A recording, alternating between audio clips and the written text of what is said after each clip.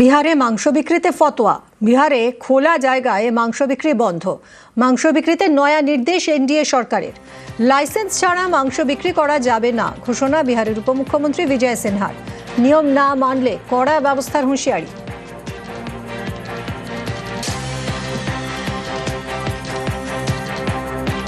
कोई भी ओपन सड़क पर मांस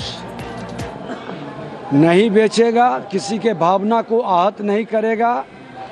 नियम के अनुकूल जिसको लाइसेंस मिला है उसका उल्लंघन करने वाले पर सख्त कार्रवाई होगी। বিহার সরকারের সিদ্ধান্তে তীব্র নিন্দা মুখ্যমন্ত্রী।